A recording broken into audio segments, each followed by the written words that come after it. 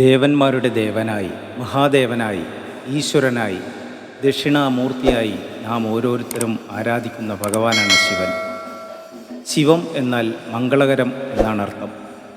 ആപത്തുകളും അകാലമരണവും ഒഴിവാക്കാൻ നിത്യവും മൃത്യുഞ്ജയനായ ശിവഭഗവാനെ ഭജിക്കണം. ഹൈന്ദവ വിശ്വാസപ്രകാരം ത്രിമൂർത്തികളിൽ സംഹാരത്തിൻ്റെ, മൃത്യുഞ്ജയത്തിൻ്റെ, ആയുസ്സിൻ്റെ ദൈവമായാണ് ശിവഭഗവാനെ കാണുന്നത്. ആ ശിവഭഗവാന്റെ ഭൂതഗണമായ കണ്ടാകർണസ്വാമിയുടെ ക്ഷേത്രമാണ് വൈക്കം ടി.വി.പുരത്ത് സ്ഥിതി ചെയ്യുന്ന ചെറുപറമ്പ് ശ്രീ കണ്ടാകർണസ്വാമി ക്ഷേത്രം.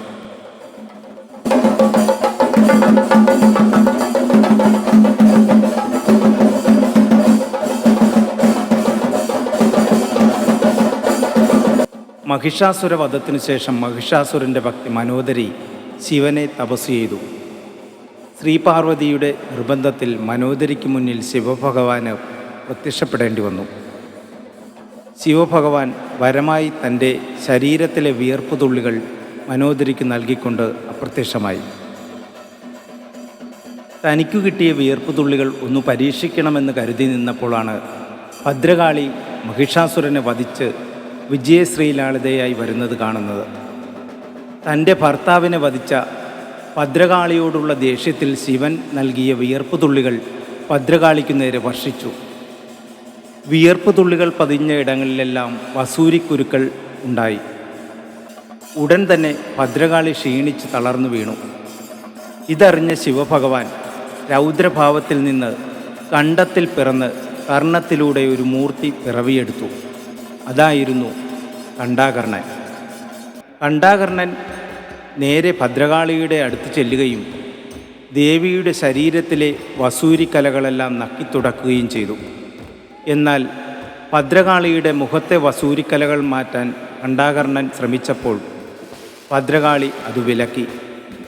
അവർ സഹോദരന്മാരായതുകൊണ്ടാണ് ദേവി അനുവദിക്കാതിരുന്നത്. ഭദ്രകാളിക്ക് മുഖത്തെ വസൂരിക്കലകൾ അലങ്കാരമായി മാറുകയും അങ്ങനെ പൂർവ്വസ്ഥിതിയിലായ ഭദ്രകാളി കണ്ടാകർണനോട് മനോദരിയെ പിടിച്ചുകൊണ്ടുവരാൻ പറഞ്ഞു. കോപാകുലയായ ഭദ്രകാളിയുടെ അടുത്തു ചെന്ന മനോദരി തൻ്റെ തെറ്റ് ഏറ്റുപറഞ്ഞ് മാപ്പപേക്ഷിച്ചു. മനോദരിയോട് അലിവ് തോന്നിയ ഭദ്രകാളി മനോദരിയെ വസൂരിമാല എന്ന് നാമം നൽകി തൻ്റെ സന്തത സഹചാരിയായി വാഴാൻ നിർദ്ദേശം നൽകി. അങ്ങനെ കൊടുങ്ങല്ലൂർ ക്ഷേത്രത്തിൽ ഭഗവതിക്കൊപ്പം വസൂരിമാലയും കുടികൊള്ളുന്നു. ചെറുപറമ്പ് ശ്രീ കണ്ടാകർണസ്വാമി ക്ഷേത്രത്തിൽ കണ്ടാകർണസ്വാമിയെ കൂടാതെ വടക്കോട്ട് ദർശനമായി അമ്മ ദേവി ഭഗവതിയെയും പ്രതിഷ്ഠിച്ചിട്ടുണ്ട്. കൂടാതെ ഉപദേവതകളായി ഗണപതി, വീരഭദ്രൻ, പേയമ്മ, മറുത, ഗുളികൻ, ബ്രഹ്മരക്ഷസ്, ഗുരുനാഥൻ, സർപ്പദൈവങ്ങൾ എന്നിവരുമുണ്ട്. മേടമാസത്തിലെ 10-ാമുദയ മഹോത്സവമാണ് ഈ ക്ഷേത്രത്തിലെ പ്രധാന ആണ്ടുവിശേഷം. 10-ാമുദയത്തിൻ്റെ അന്ന് വൈകുന്നേരം മുതലാണ് കണ്ടാകർണസ്വാമിയുടെ ഇഷ്ട വഴിപാടായ തടിനേദ്യം നടക്കുന്നത്. കുടുംബക്കാരുടെ തടിയാണ് ആദ്യം നേദിക്കുന്നത്. അത് ചാരുതടി എന്നാണ് പറയപ്പെടുന്നത്. അതിനുശേഷമാണ് മറ്റുള്ളവരുടെ തടി നേദിക്കുന്നത്. വൈകിട്ട് ദീപാരാധനയ്ക്ക് ശേഷമാണ് ആൾത്തടി വരവ്. തടി അലങ്കരിച്ച് വാദ്യമേളങ്ങളുടെ അകമ്പടിയോടെ ക്ഷേത്രത്തിലേക്ക് തുള്ളിക്കൊണ്ടാണ് വരുന്നത്. അതിനാണ് തടിതുള്ളൽ എന്ന് പറയുന്നത്. ക്ഷേത്രത്തിലെത്തിച്ച തടി ക്ഷേത്രത്തിനകത്തു നിന്നും വെളിച്ചപ്പാട് അനുഗ്രഹിച്ച് വാളുമായി തടിയിൽ കൊത്തിയതിനു ശേഷം മാത്രമേ ആൾത്തടി ക്ഷേത്രത്തിനുള്ളിലേക്ക് കയറ്റുകയുള്ളൂ. ആൾത്തടിയെല്ലാം വന്നതിനു ശേഷം രാത്രി 12 മണിക്ക് ഗുരുതിയോടെ ക്ഷേത്രം നട അടയ്ക്കും. പിന്നീട് 7-ാം പൂജയ്ക്കായി നട തുറക്കും. അന്നേ ദിവസവും ക്ഷേത്രത്തിൽ തടിനേദ്യവും ആൾത്തടിയും നടക്കാറുണ്ട്. ഭക്തജനങ്ങളിൽ നിന്നും തെരഞ്ഞെടുക്കുന്ന ആൾക്കാരുടെ നേതൃത്വത്തിലാണ് ക്ഷേത്രം ഭരണം നടക്കുന്നത്.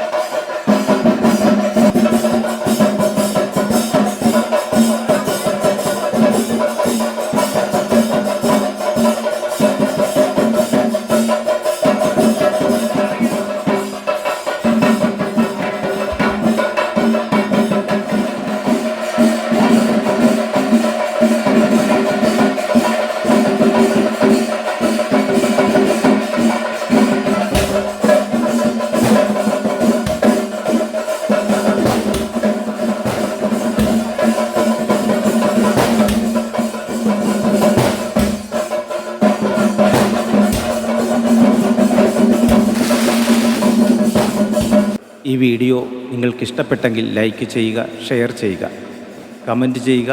ഈ ചാനൽ ഇതുവരെ സബ്സ്ക്രൈബ് ചെയ്തിട്ടില്ലെങ്കിൽ സബ്സ്ക്രൈബ് ചെയ്യുക. തൊട്ടടുത്ത ബെൽ ബട്ടൺ കൂടി പ്രസ് ചെയ്യുക.